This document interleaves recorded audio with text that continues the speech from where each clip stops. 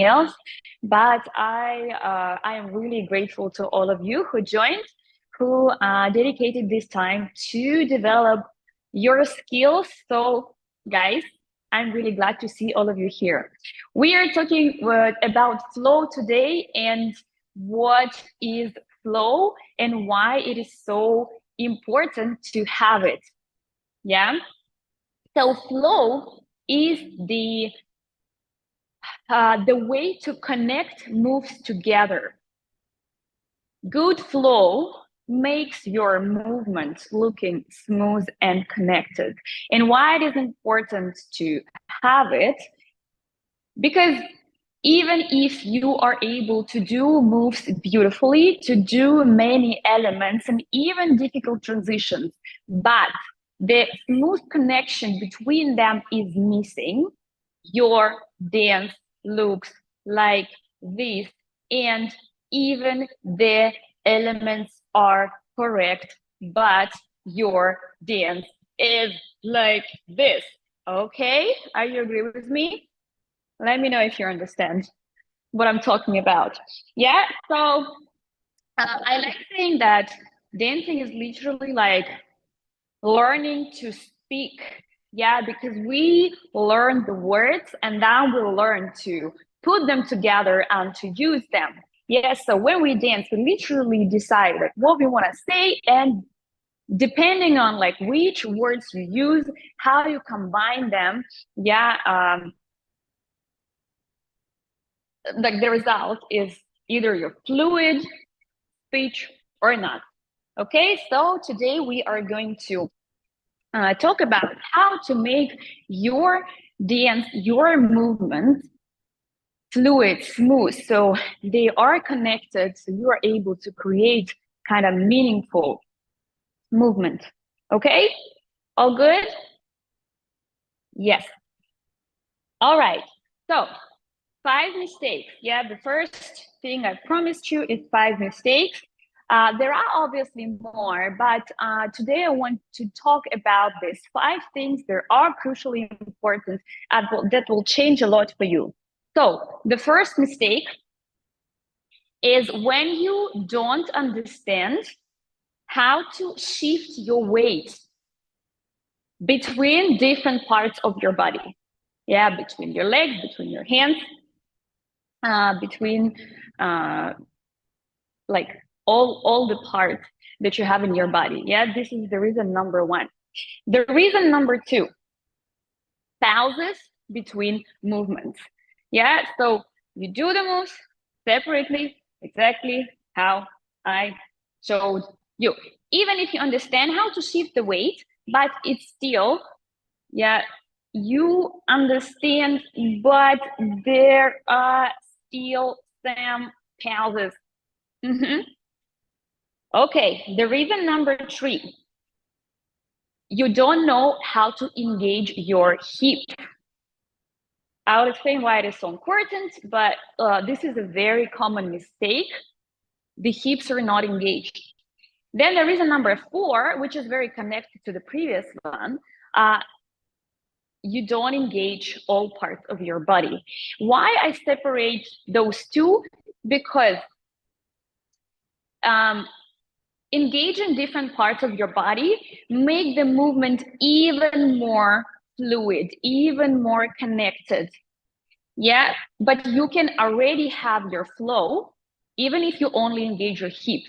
So hips are crucially important. Without hips, it's not gonna work. Yeah, other parts of your body will make it even better, even bigger, even smoother. Okay, so that's why I put it a little bit separately. And the reason number 5 is I will finish first and then I will read. The reason number 5, the mistake number 5 is when you don't understand the whole trajectory of the move, the inertia, the momentum, where like when you put the moves together, you don't feel the like how they can help each other. You don't feel that all of them together actually create one momentum. Yeah. So this is a little bit more advanced technique. Yeah, the 4 and the 5. Yeah, like a more advanced mistake, but I still want to talk about it because maybe some of the people who listen today are more advanced and they already have their flow, but maybe it's not that great. So I want to give techniques for different levels. Okay, yeah, someone is saying that it's a very good, very good thought. Everyone, please mute your mic. So yeah, you can always hear me. Yeah, so please make sure your microphone is off. Команда, если что, выключите микрофоны у всех, кроме меня. So I asked the team to turn all the microphones. Okay, so let me know if you understand those mistakes. If any one of you feels that you have at least one of the mistakes, yeah, please let me know if some of it is missing. So then I know that we are on the same page, that the things I'm going to share today are useful.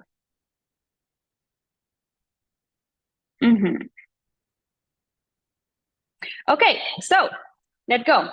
I'm going to not just talk today, I'm also going to show today, and we're going to start with a very simple thing that will already help you to progress a lot. So we're gonna learn to use our hips. Why I start with it? Because this is very basic and this is something that everyone can do right now.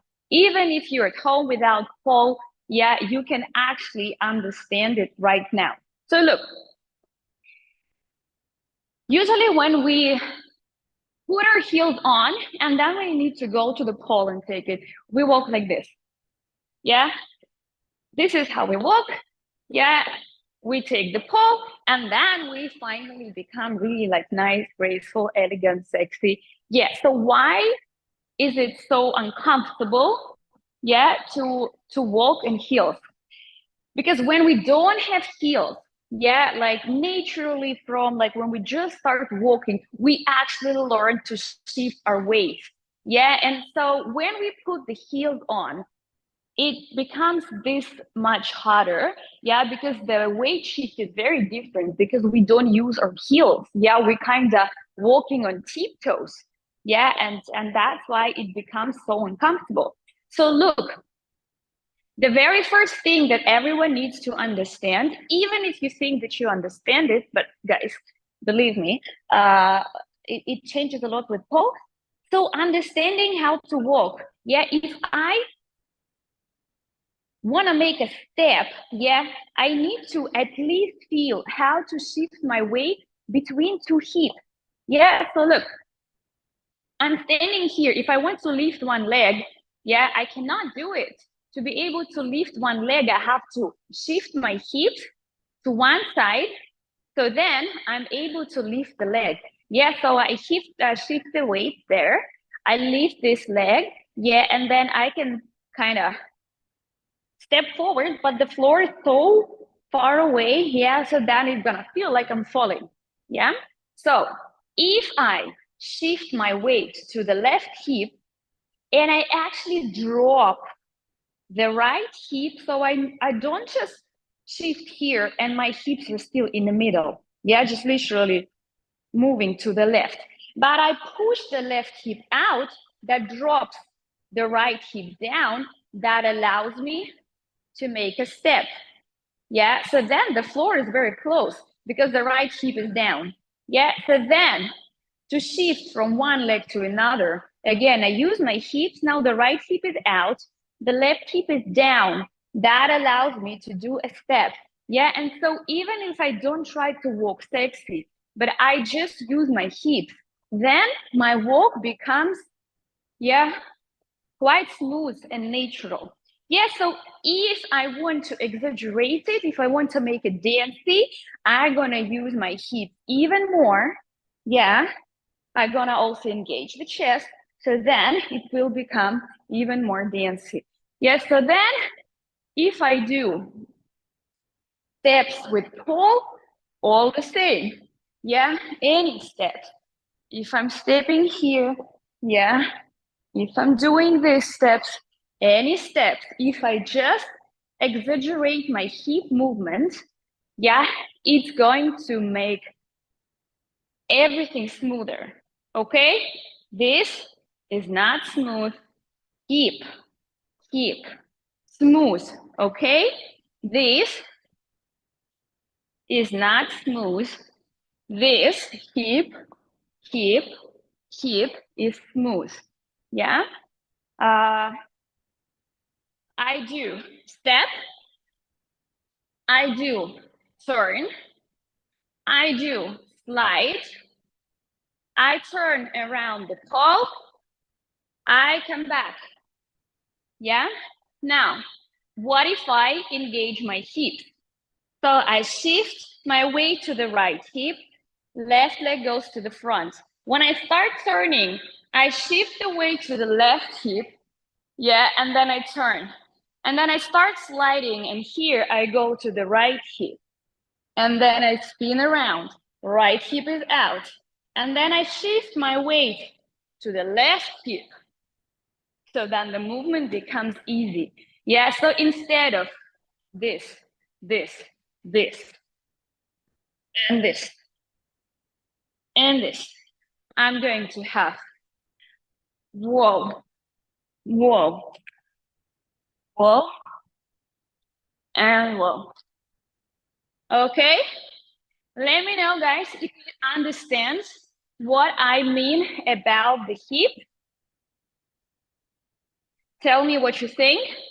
Tell me if you think it's important, if it's helpful in general, even if you already use it. But if you think that using the hips changes something. Yes, okay. I'm going very quickly now. Everything I say obviously needs more time, more examples. Yeah, and this is like literally everything what I teach today is like a very short mini version of what we do in my Exabase course. We have like around 24 hours of the classes dedicated to flow. Yeah, so here I'm just like quickly explaining things so you just get an idea. Yeah, I tried it and it's actually hard to control. Yes, it's easy to say, it's easy to show, right? But to be able to do it all the time, you need practice. So it becomes an automatic habit. Yeah, because obviously, literally doing basic steps, yeah, is easy.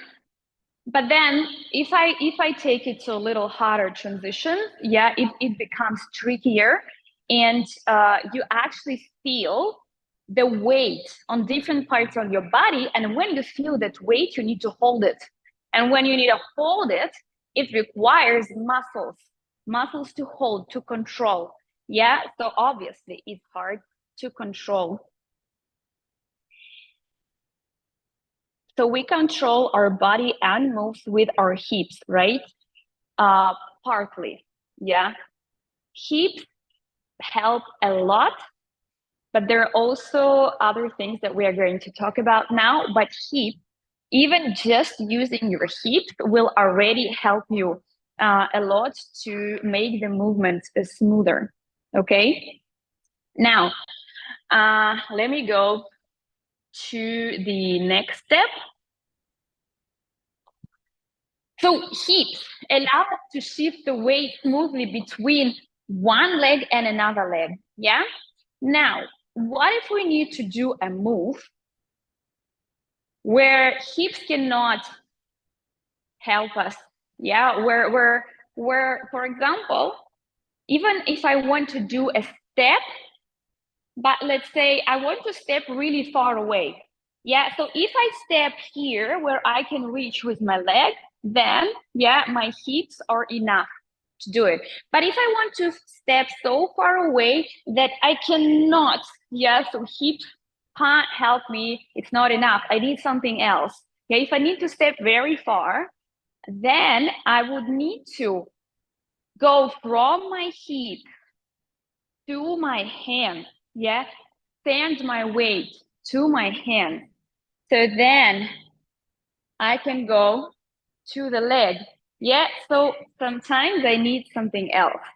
Yeah, and what we need to learn doing is to standing our weight from one part of our body to another part of our body, and that is also, yeah, our hands, our knees, yeah, our feet, obviously, yeah, so everything. Shoulders sometimes if you're doing more floor work, yeah.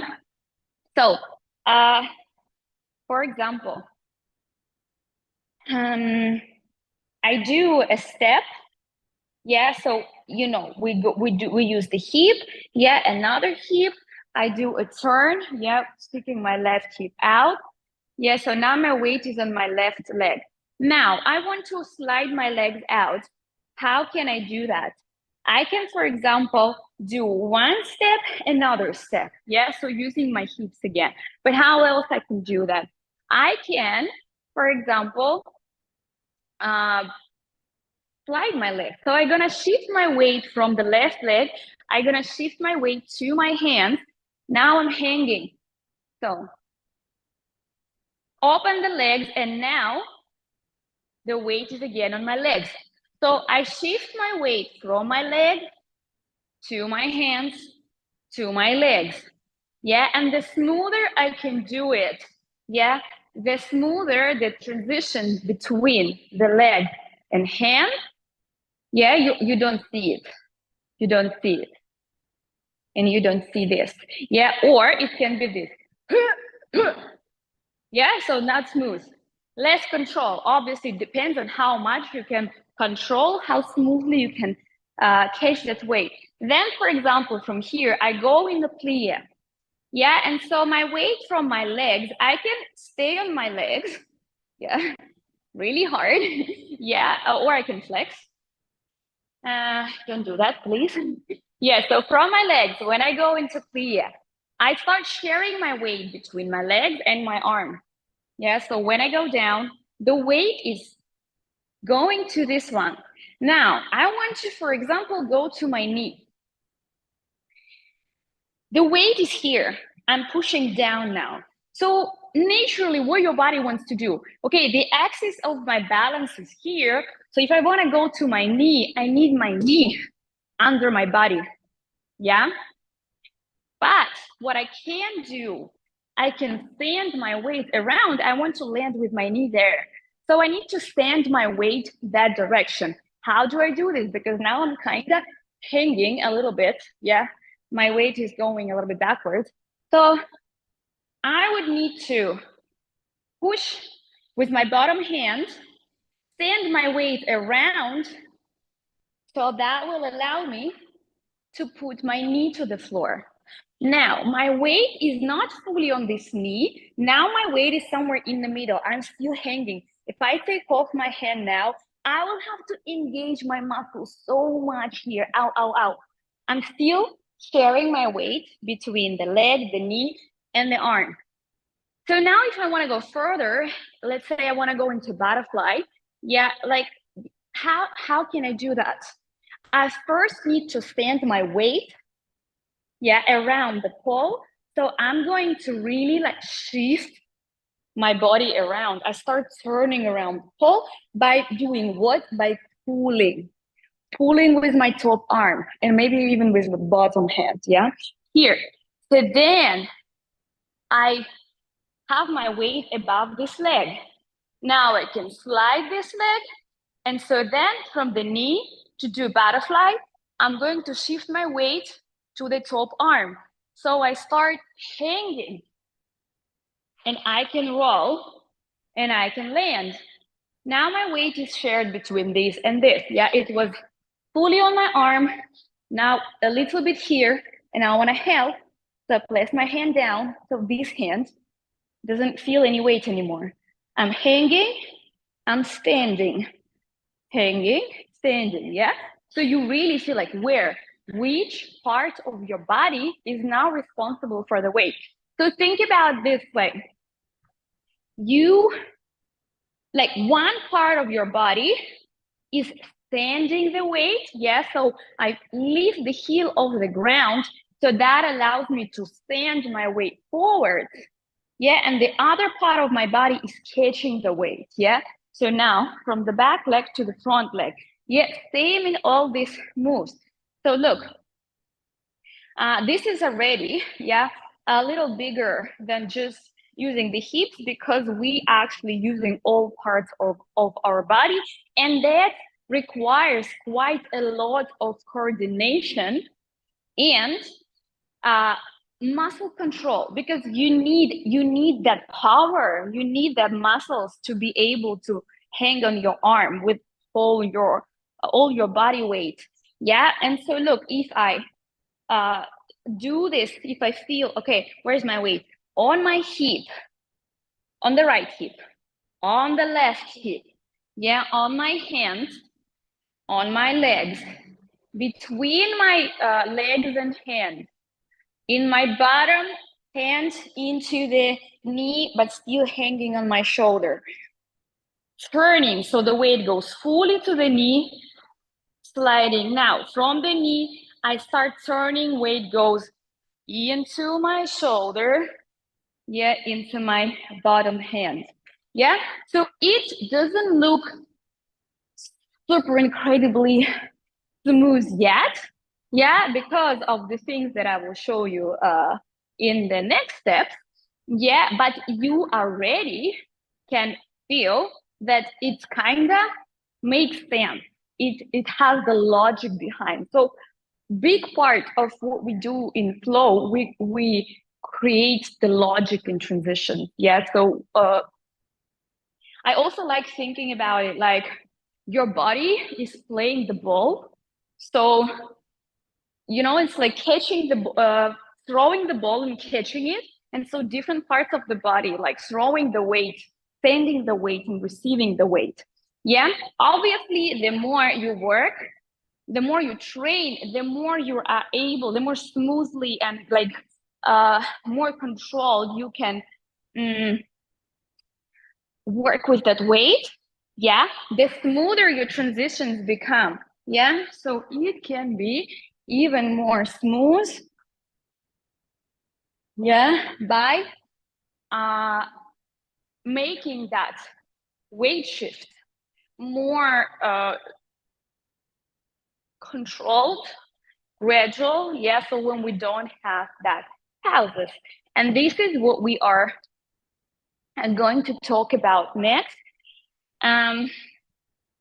This part, what I just explained you now, is actually for me like it's easy to say, but honestly, this step is probably the longest for people, because when I say it, I mean, it's kind of so obvious. Where's your weight now? Ask yourself. Hand, leg, yeah, it's so easy, but the thing is that you don't think about it. And usually, like when you are in the pose, you kind of know, you can feel where is your weight.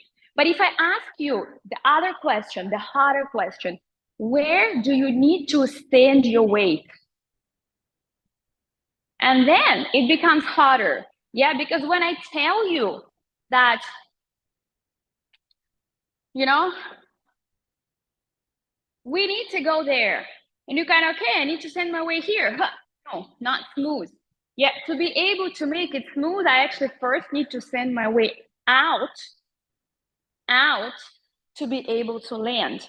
Yeah, if I want to go here to the knee, if I just go down, boom, no flow, I need to send my weight out to be able to land smoothly. Yeah, so and the harder transitions we do, the harder to answer this question of where do you need to send your weight. That's why, like when I teach, I remember I told you that it takes like, it's like 24 hours in the course when we do it, because it comes with practice. Now I told you this and you're like, okay, I got this and I'm gonna, you know, now tomorrow, everything gonna change. Slightly. Everything gonna change like like a little bit. It may be like very simple moves or the moves I did now, but then I feel like here it really comes with practice. So you need to do a lot of things. You repeat again and again and again. So you start building that pattern, where your body starts understanding it. And this is how you build the connection between your brain and your body. When you like, first of all, it becomes very interesting. Like for me, when I do this part, like when I teach this part, I'm so excited. I'm like, look, it is so cool. The way it is going here and then there. Wow, how fascinating. Yeah, I love it. So if you are as nerdy as me, you're also gonna love it. If you're not, bad news. Automatically, your body doesn't want to do anything beautifully and gracefully. Automatically, your body wants to do it the easiest possible way. And the easiest possible way is direct and not smooth. It's just, yeah. So fluidity is actually not the easiest way for your body. So you need to practice a lot to build these patterns. Okay, let me read your question.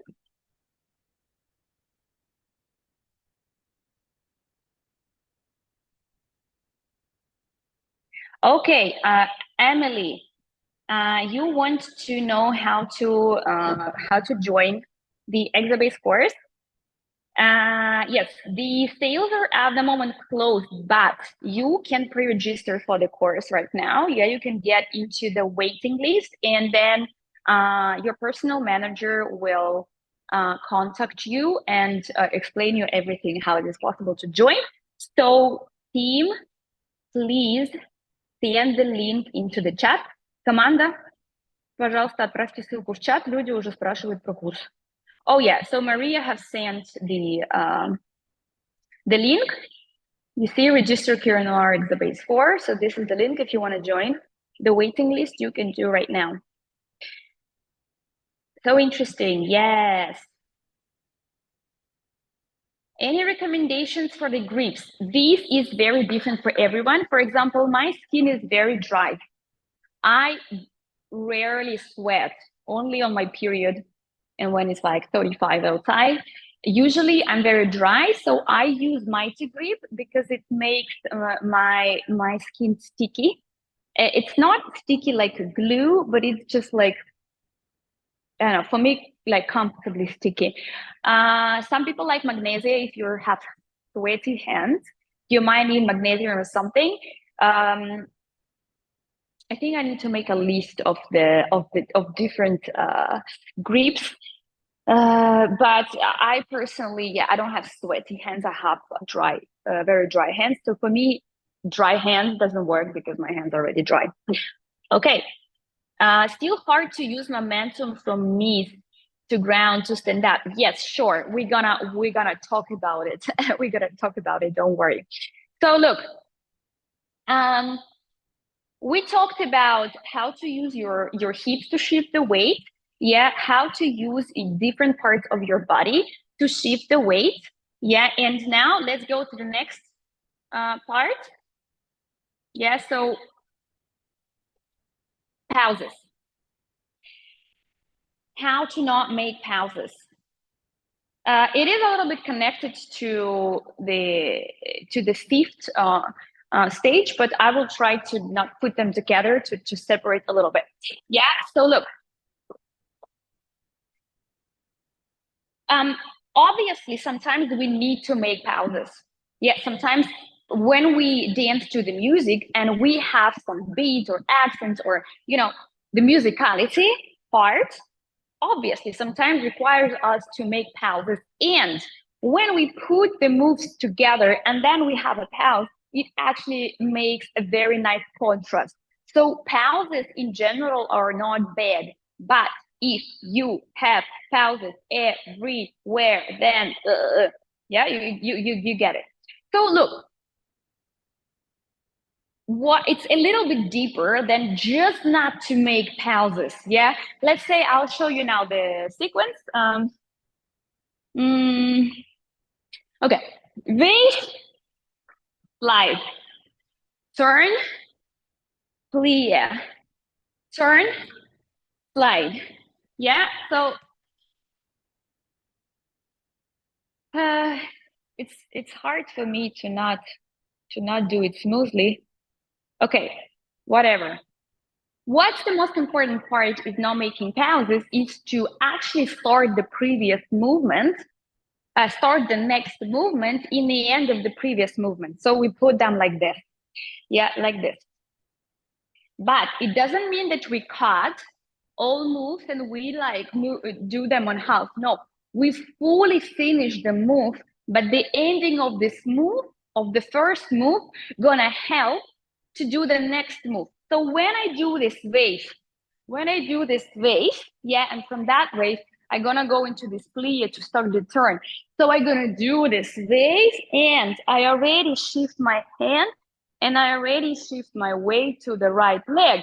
Yeah, so I do it into here, so then I can do the next move, which will be the slide.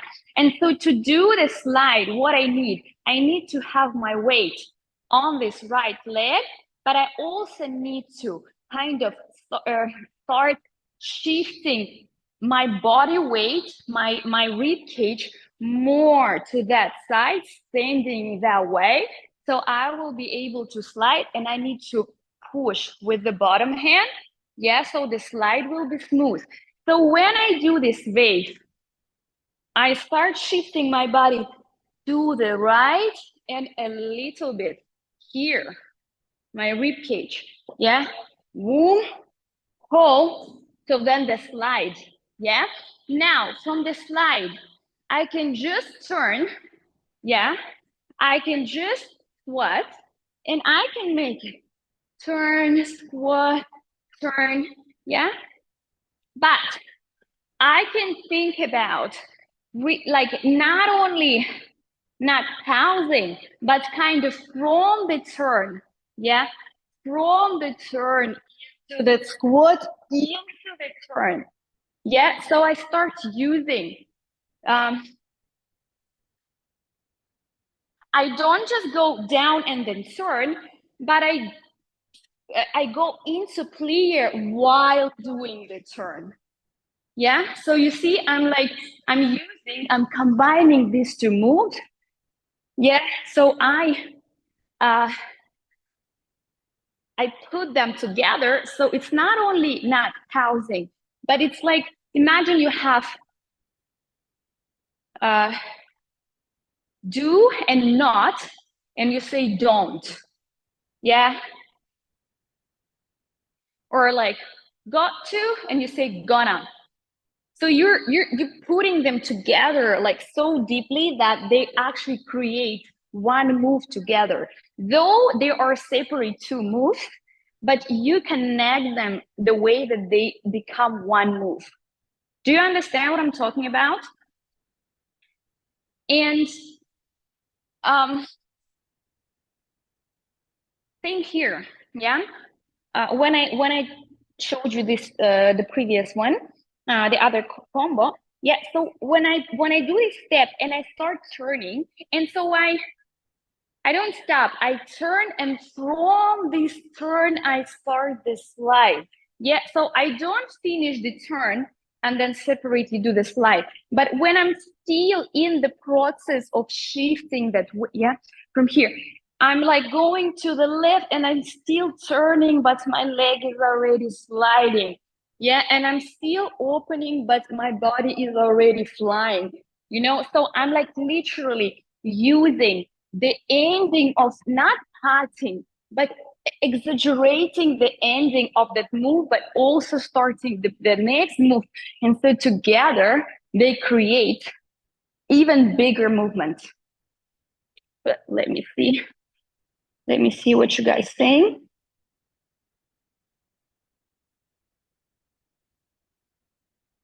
Yeah, exactly. Exactly.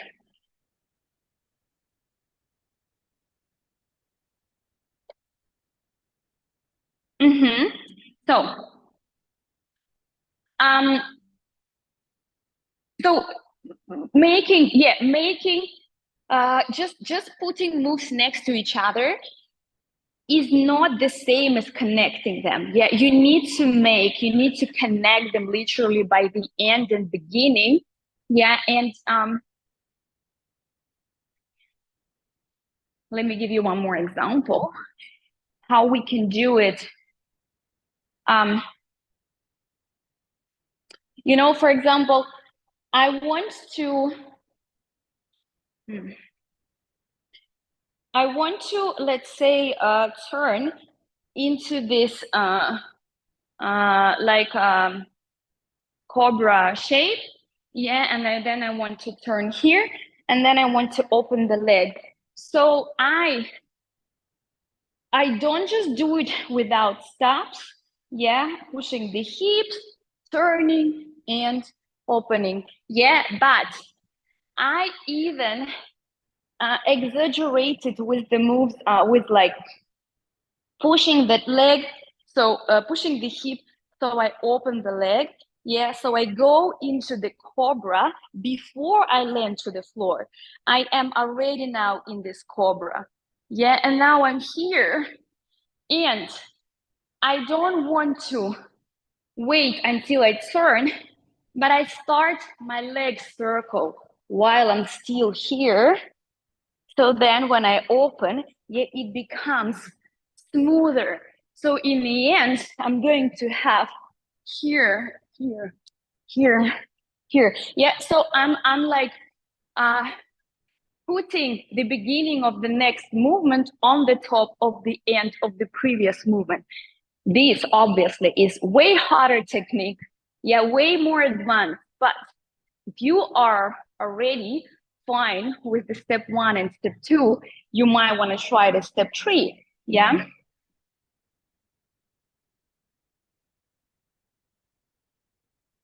Layering, exactly. Yeah.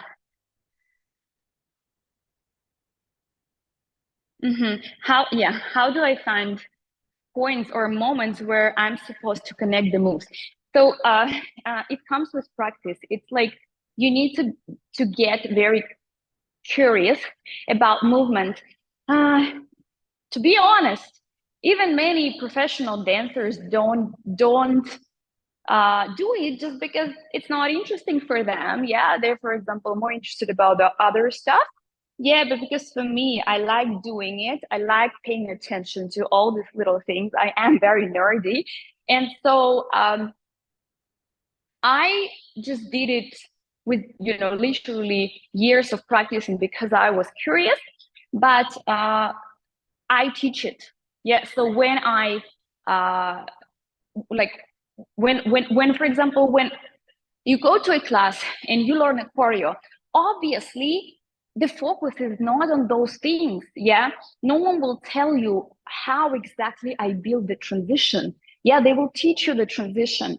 And so you really need to take that classes where teacher explained you how exactly do you build the transition, where the weight is going, and how do you engage different parts of your body. Yeah. And so again, sorry for repeating that, but that's why this part of the course is 24 hours, because there's many things and you do it many times, and I always say what I do, and so you don't just do it but you listen. Yeah. And so then you start seeing the patterns, and then you start like you start connecting with your body, and then you start understanding it and doing it and like feeling it by yourself, but honestly, in the beginning, it's like, now I'm explaining you, but to be able to do it by yourself, you need to do it. Yeah, you do it many times with me, then you're able to do it by yourself.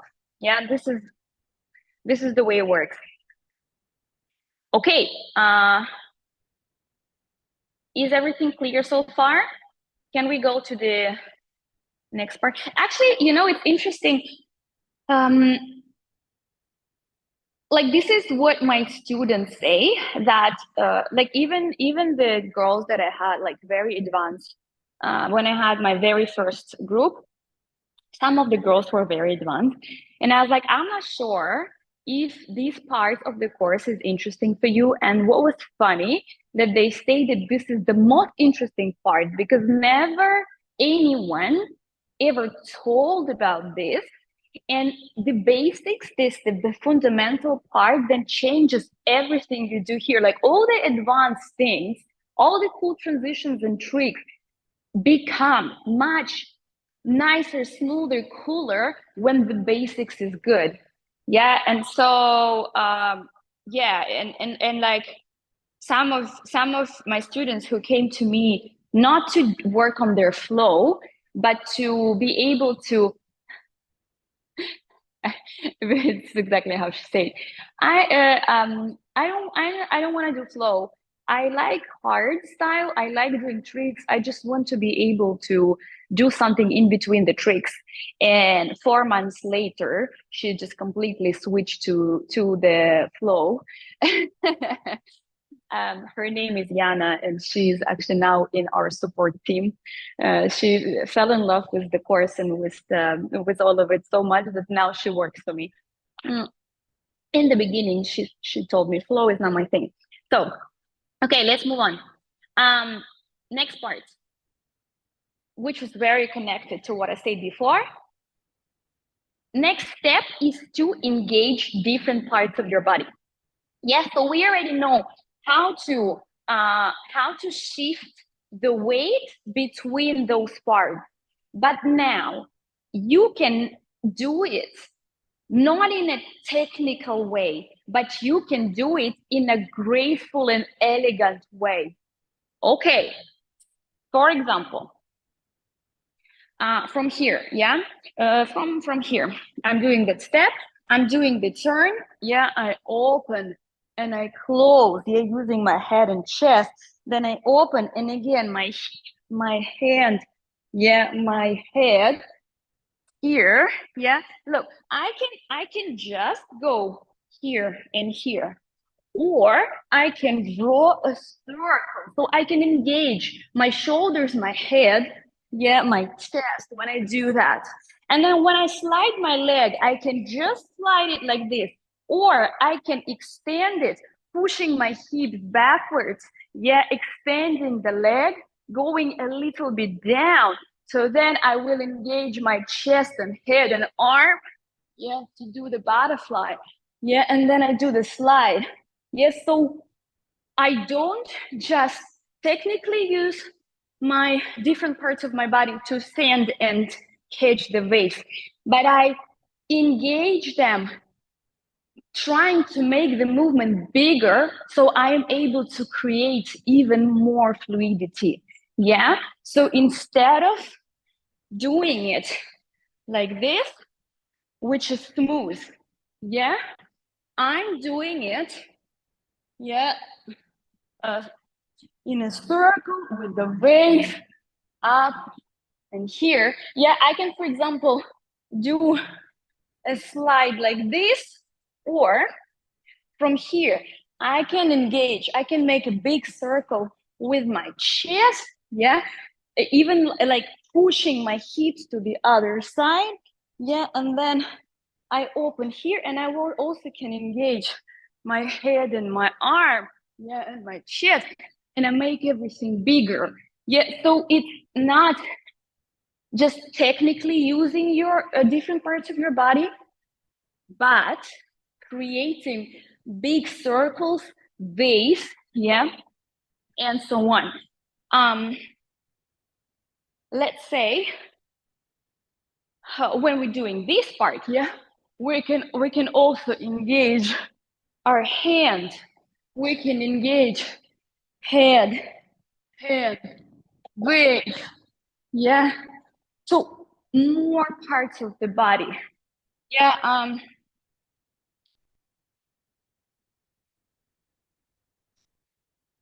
I draw a circle.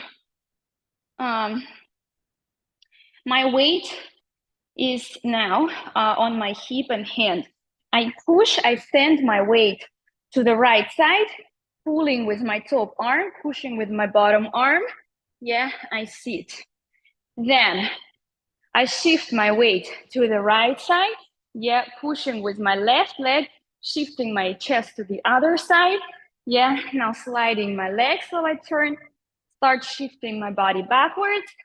Yeah, another butterfly. Okay.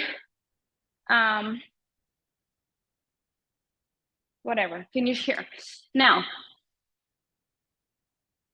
I'm doing this circle yeah, of the leg. But I also want to go to the opposite, yeah, opposite direction, my leg and my chest. Yeah, then the leg is going here, the shoulders are still on the opposite. Yeah, and then I keep doing the circle. Through the circle, shifting my weight, going with my leg. You see, so I'm engaging those parts of the body, exaggerating the movement, and making that weight shift even smoother, because that also allows me to do what I said in the third stage, yeah, in the previous one, that we use the previous movements to build the next one. Yeah, and so I do it with all parts of my body. I'm exaggerating it so it becomes even bigger. How's it going? Do you understand what I'm talking about?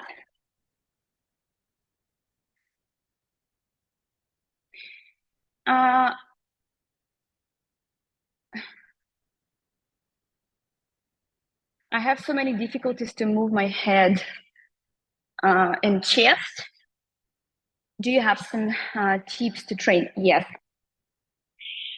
I did have a class, another live stream, maybe like 2 weeks ago, about how to make the movement bigger, where I explained some of it.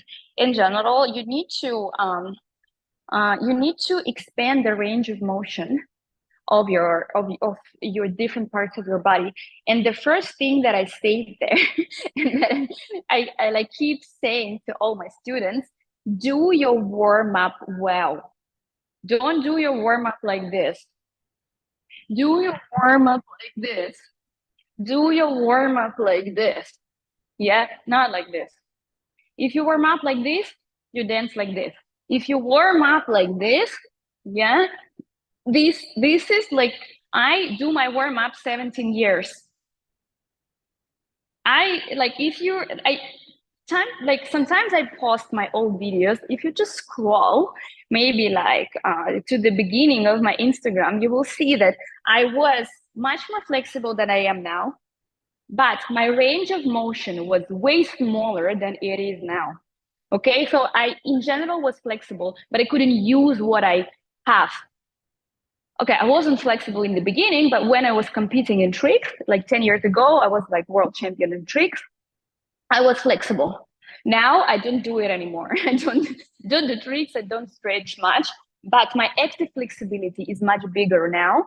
And because I use it, I use my full range of motions when I dance.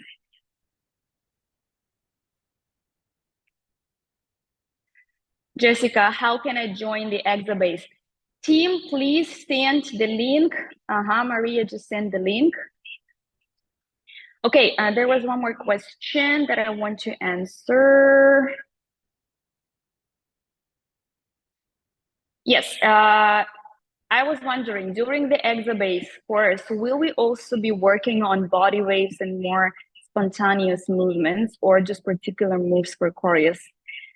For example, I can perform most of the moves I see in your choreographies, but I feel like I'm missing that natural flow. Yeah, this is what we do in the first model that calls fundamentals, the basics of pole dancing, like of exotic pole dancing.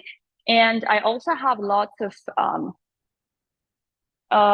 because some of the like models of the course are done for very beginners. So like, even if you don't know how to do a body wave, I teach that. And if you know how to do body wave, I show you how to do 20 different body waves. Yeah, so that there are like we learn everything. We cover everything, so don't worry about it. What was the 5 mistakes? Yeah, I said it in the beginning, and now I'll just answer all the questions. So one was not using your hips. So the cure is to use your hips. Another one was not understanding how to shift your weight. So the cure is learn to understand and to feel, yeah, how to shift your weight, which part of the body is sending the weight, which part of the body is receiving the weight. 3, making pauses, yeah, so the core is not to make pauses, but use the previous movement to start the next movement. 4, not engage in different parts of your body. So what we need to do is to learn to engage different parts of your body. So the way you shift your weight is not only technically correct, but also elegant and graceful and light and seamless and effortless and very, very fluid and beautiful and big, yeah? Now, the 5th mistake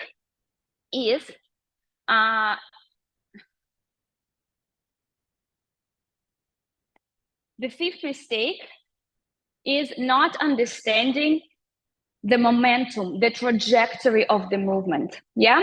So look, imagine when you need to say something, you usually actually know, you know the meaning, you know what, sorry. Sorry, the sound on my phone. Yeah, you usually know what exactly you want to say, the main point. And so when you build your phrase, you kind of going there, you leading your words into this point. It's not just like you're saying something, but you have no idea what you're saying, yeah? But you have a meaning, so you build that phrase. So you lead it here. Yeah, and when you finish that phrase, then you have the next phrase, the next phrase. So you kind of have those pieces. And inside of the piece, there is like, you know, some dynamics, some momentum, you're going there, yeah? And so this is, in a way, unites everything we did before, but it's kind of, you know, the next step of doing it. So for example, when you do that, when you do this, yeah, and then from here, you're like, you know that you need to draw a spiral, you're drawing that circle. So you don't just do the moves together, but you create the momentum. Woo, woo, woo, woo. So then the momentum can give you the inertia for something else. So you create the dynamic, yeah? And it can be literally creating momentum for something boom, a little more explosive or bigger, yet to raise up after, yeah, or it can in general build this wave inside, yeah, like when I showed you this part, yeah. So we have this whoa, whoa, whoa, whoa, yeah. So you have this the wave because you feel where you stand it. So this one is a little more advanced, and that requires lots of control and strength in your muscles, and you need to do all the previous 4 steps. You need to be able to do automatically, so you don't think anymore about where exactly your weight going, but you know that you're drawing that spiral and all your body, yeah, is going there, yeah? For example,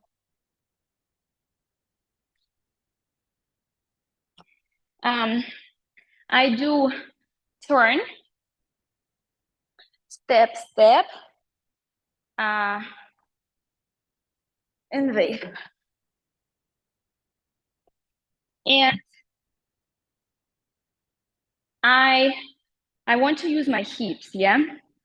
So, for example, I'm here on the right hip, and then I lift the left hip when I go here, and then I also from the leg shift to my hand, yeah. And then, for example, I understand, yeah, I want to use the previous move and the next, so I don't wait until I fully turn, but I start bending while I'm still here, so I'm connecting together, yeah, going into clear and turning. I connect together. I go down while turning, yeah? And so then I go Yeah, I go up here. And so if I want to create this well, yeah, the vase inside, the dynamic inside, yeah, I'm going to also go like feeling it, doing all the previous steps, yeah, but I kind of want to go up, down, up. Yeah, so I feel this, whoa, whoa, whoa. Yeah, I'm like intentionally making it. But obviously, in the same time, I'm focused on using my hips, on shifting my weight, on connecting the moves, on like engaging all parts of my body. Yeah, I can also think of like using my head when I go into this turn.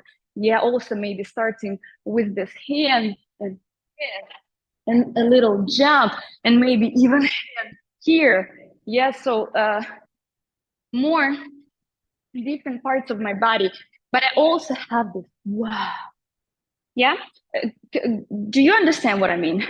Because this part is the trickiest. It's this is something what makes you feel wow. It looks like it's so effortless, like she's like flying in the air. Yeah, because I connect the moves and I'm having this intention. Yep. So then when you watch, it's like it creates exactly the flow behind. Yes. Um, do you ever dance on spinning pole? Very, very rarely, almost never. Recently, I took a class from another teacher. We needed to do spinning pole, and I was like, hello, hello, it's me. I was wondering. Yes. Um, very rarely. Do you control your head or it comes naturally? Now I don't need to control.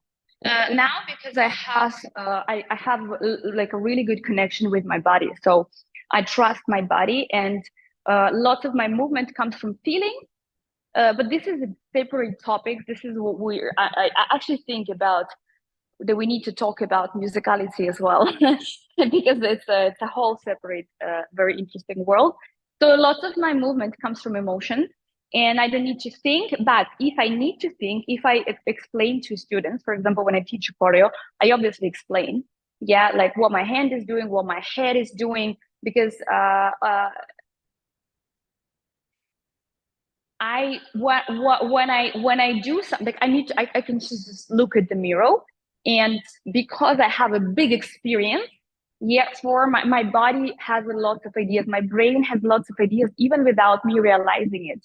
Yeah, so when I see I need to make a movement bigger, or I need to make it smoother, or I need to make it sharper, I need to, so if I have a goal, if I understand what I want to do, then my body and my brain, they already know how to make it. So I just need to choose.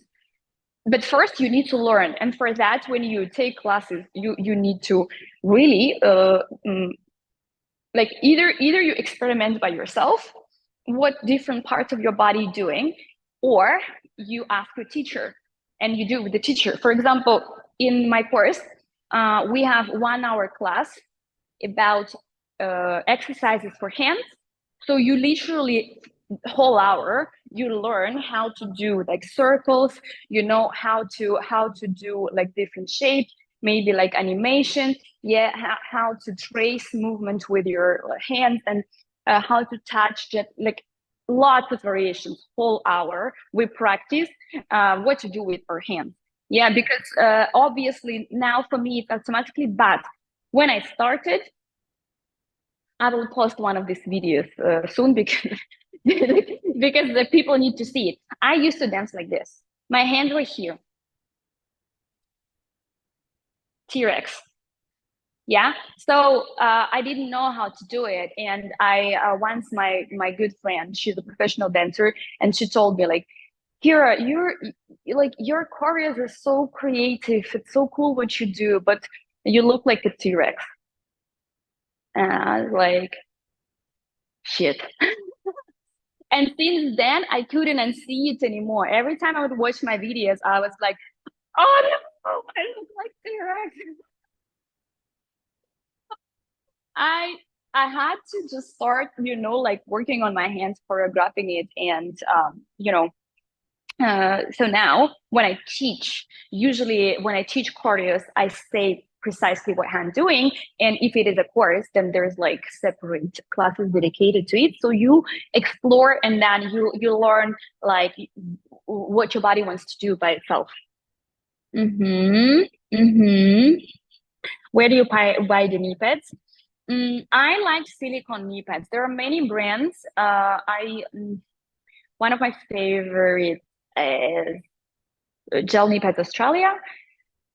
These ones are Muse, Muse, um, silicone knee pads. That's my favorite. Many brands do them. Yeah. Um, the gold pole. I don't like it. Some people prefer it. I don't like it. It kind of has a little bit. It's rough. It has a little different grip, and my skin doesn't like it. But many people prefer it.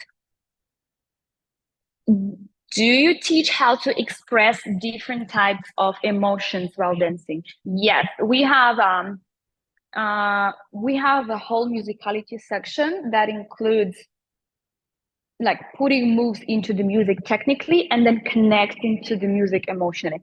So I teach precise exercises, like how to make movement look certain way, depending on the music, on the vibe, on what emotion you want to convey. And also we have like soon, actually next week, we're going to have live session with my students from the previous course, from the previous round, about emotional expressiveness. So I will teach them the techniques of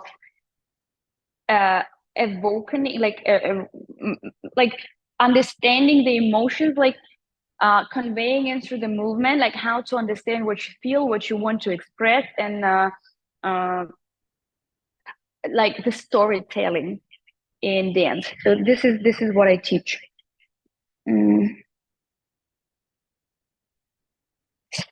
Kira, can you show one move basic and then show again, making it bigger so we can see the difference? Yes, I will. Just one question about teaching rhythm. I usually teach the rhythm choreography based on musicality, but some of my students ask me to count. I feel like counting kills the expression. Is there a way to count while still keeping the feeling? I don't count. I say whoa, ta ta ta, because sounds, the way I pronounce them makes the way it sounds, yeah, you understand that this is something small and sharp. Whoa, this is something big and smooth. Ka ka boom, ti ta ta ta. Yeah, and you memorize the rhythm. Counting. Mm. People need to learn to count. This is the basics of rhythmics. So in general, they need to learn to count. But you're right. When I teach, I count only if it is, or if I count like this: 1, 2, 3, and 4, and 5, and 6, and 7, 8, and 1. Yes, so it kind of creates the rhythmics as well. But mostly I go. Um, Thank you for saying that you don't count.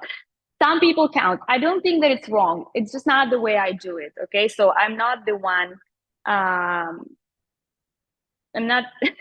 I'm not. The only right person. So like dancer and everything I do is correct. No, it's just my way. Okay, so someone can do it very differently.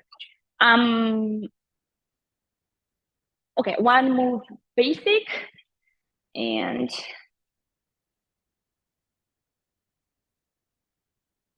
uh, and how to make it bigger. Ouch. Well, for example, as I show here, a butterfly is a basic move. Yeah, so basic butterfly is shifting your weight from your knees, yeah, to your so from having your weight on your knees, you start hanging. Yeah, so you're shifting your weight to the shoulder, and then you open, then you engage both of your ankles so you can fly here by hanging on your shoulder. Yeah, and then you shift your weight through the knee to the hand, and then you close. Okay, so basic butterfly, yeah, is this. Yeah, this is basic butterfly. Now, how you can make it bigger? Yeah, so for example, by engaging your shoulder blades, yeah, rotating your arm in and down, sorry, out. Yeah, in will be this, outwards and down. Yeah, so that will engage your shoulder blades. And then that will create a distance between your shoulder and your head. So you will not stick here, yeah, with your ear to your shoulder. Then it will lift your chest. Yeah, it will open your back. Also, you can open the arm. Yeah, so if I only engage my shoulder blades, this, yeah. If now I open my arm and engage my shoulder blades. Yeah. If I start my movement from my head, adding a little bit of circle and hand and shoulder blades. Yeah. If I also engage my leg in the end, yeah. So before landing here, I'm going to rotate the hip here and then land. Yeah, so circling my head, engaging my shoulder blades, opening the arm, going up, opening the leg, yeah, and then closing. Yeah, so this is how we make the movement from a very small one to a very big one. And like this, you can play with literally any move.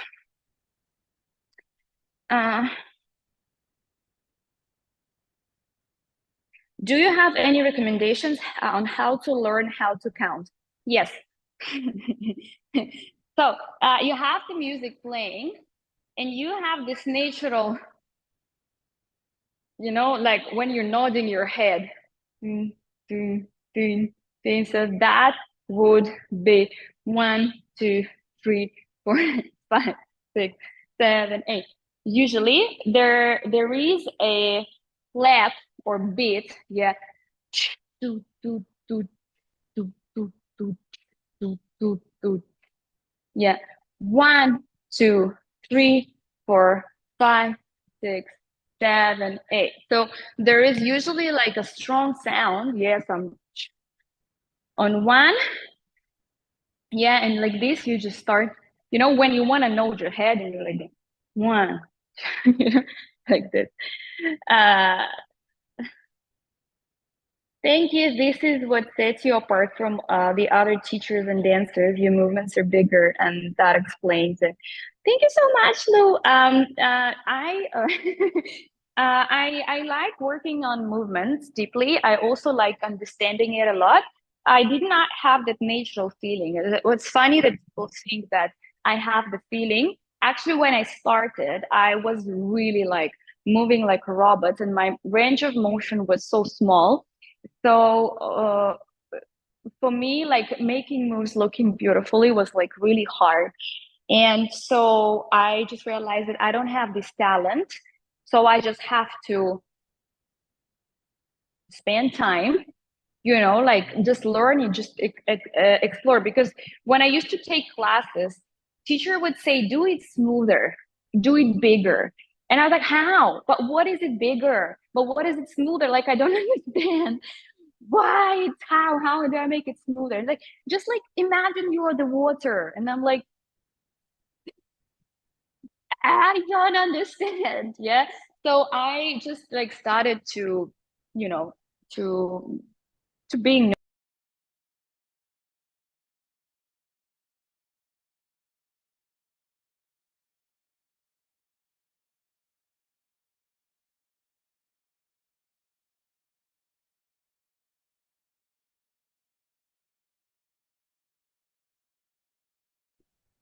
Кира, нет звука.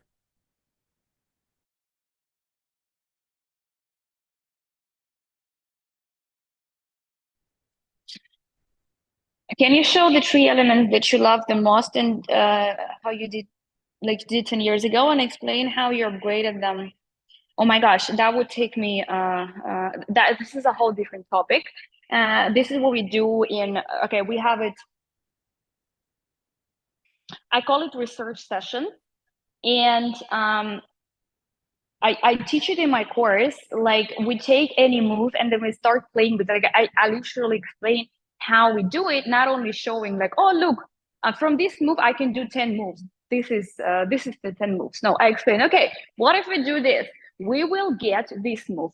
And if we start doing it like this thing, then we're gonna get this move. Yeah, so I explain like how exactly we play and what we get. Yeah, so this the whole model that's called technique upgrades is dedicated to upgrading moves. Kira, tell more about the exhibit. Yeah, okay, so I mentioned the Exabase a few times already. So the Exabase is a course which in general dedicated not to learning choreographies, what we usually do in classes, but to understanding and learning the skills. Yeah, like what we do today. So here, it was like very short and squeezed session where I was trying to explain you like 5 different things that actually need separate like time to deeply understand all of them. So in the course, we kind of work the same way that we actually go through, like starting from very basic moves, yeah, and like, you know, like moving gradually up. I explain something and then we do it with many moves. Yeah, so then I explain something else, and then we do it a lot. So you don't only understand, but you also practice. And like, we start from learning basic elements, yeah, like literally simple like steps and periods and waves and everything. Yeah, just to understand the moves and the variations and how different parts of the body engage to make it look beautiful and big and smooth. Yeah, and like how you make it look certain way. Yeah, what exactly is supposed to happen in your body. Yeah, what do you need to do, twist, incline, tense, relax, and so on, to make this particular movement look like this or like this or like this or like this. Yeah, so working separately on all the moves. Yeah, then the next level is flow. Yeah, it's the things that we did now, but in just like much more examples. An example of 10 sequences, slowly understanding, yeah, like doing it over and over and over again. So you don't only understand it, but you actually practice it. So you start feeling it and automatically doing it. Yeah, so then there is a technical upgrade, is what I just said before. When we take some move and we start playing with it, and then we learn to increase the complexity. Yeah, so we start creating different variations of, starting from very simple move, and then like taking it as hard as you want. And so I explained an example of something like 10 elements, and so then you learn how to do it, and so then you can take any of the elements that you want and you start playing with it, and you can create your own combos. Yeah, then musicality. Yeah, and musicality is my invention. Actually, like this is something what didn't exist before I made it. Exactly the way I do it. So I create a choreo in front of your eyes. Yeah, so it's not live, it's pre-recorded, but when I was recording it, I would take a sequence, yeah, pick the music right here, and then start doing the specific things and explaining everything. Okay, guys, what if we do this? What's gonna happen? And then I try it, and you see what happens, and then I'm like, nice, or no, I don't like it. What if we try this? Now, I want to show this emotion here, so I will try to use this technique. Yeah, here the music goes like this, so I think I will do this. Yeah, so I'm making choreo right here in front of you, so you see how it's happening, and also I explain what I do. You see what works, what doesn't work. Yeah, like this. So I create, it takes like 1-2 hours each choreo to make, and then you need to do your own choreo using these methods that we used in this class.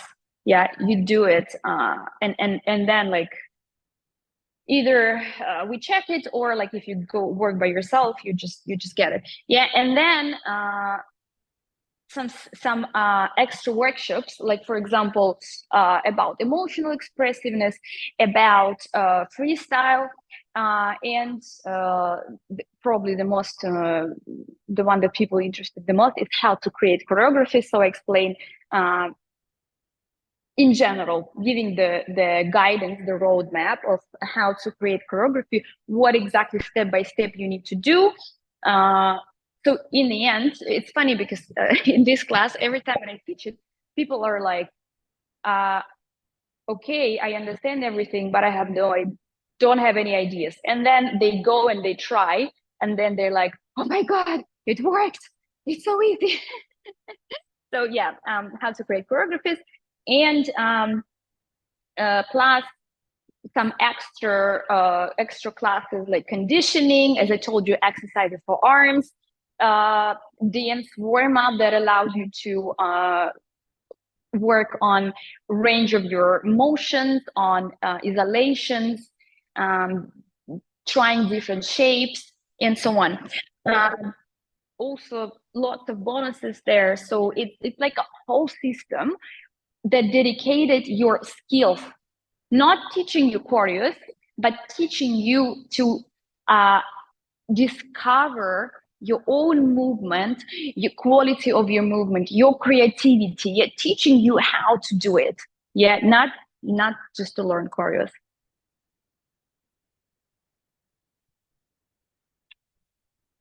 I can find so much information about the course, but not the price. You can register to the waiting list, and the manager will contact you, and they will explain you, because we have different options, different packages. So they will tell you the prices as well. Do you count for the choreo? I just stated before, I don't count. I can count, but I prefer to not count. I prefer to make sounds.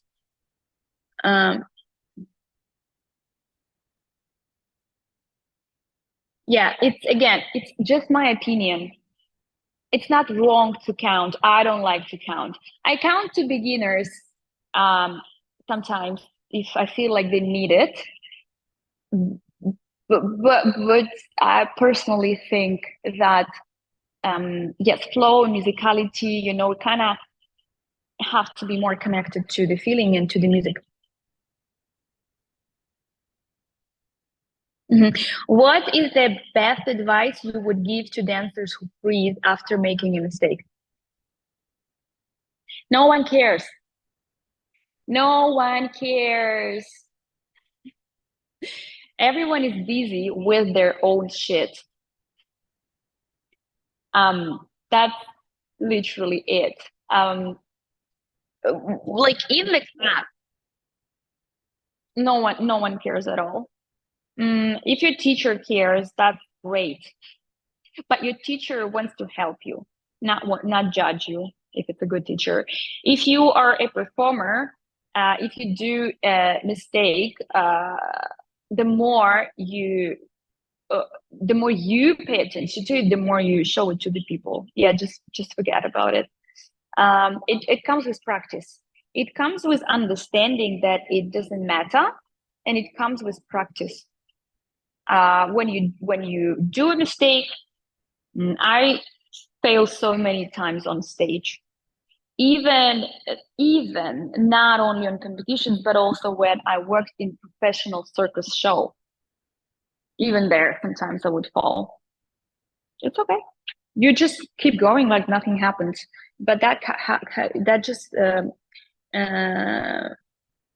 you need to allow yourself to do it.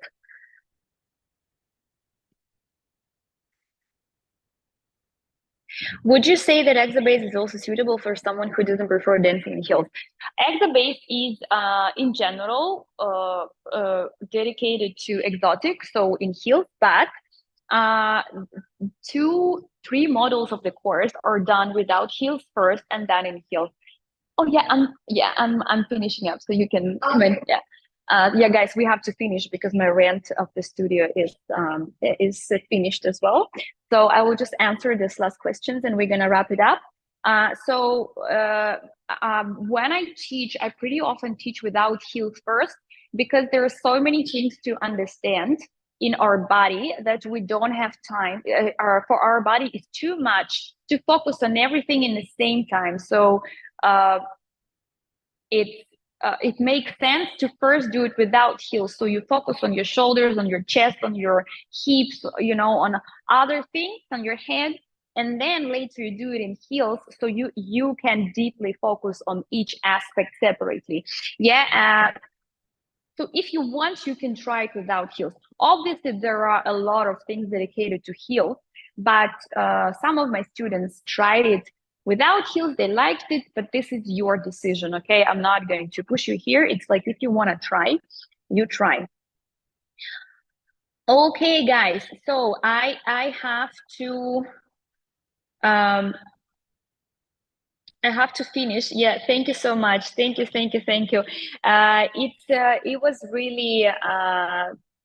It was really great to share all these things with you. I hope that you find it useful.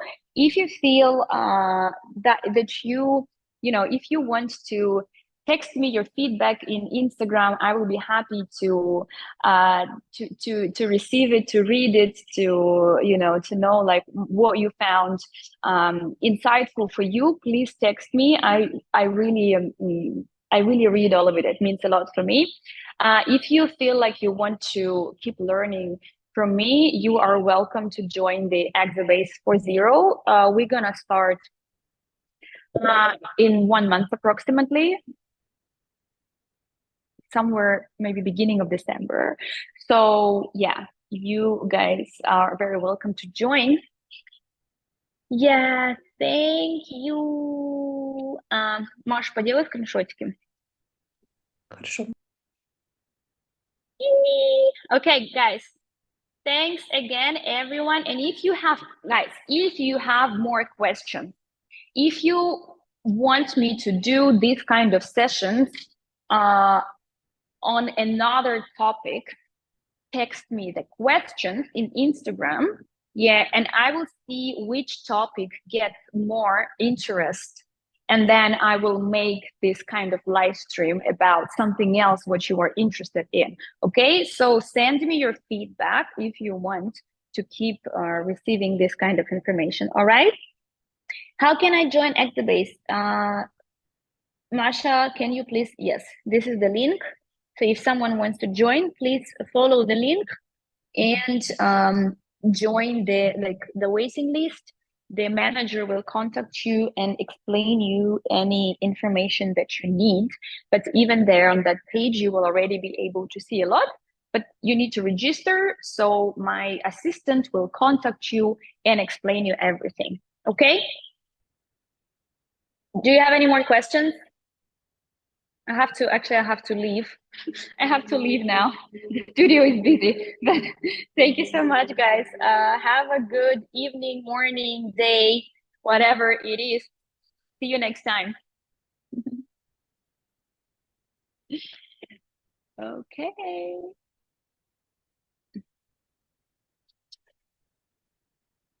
I'm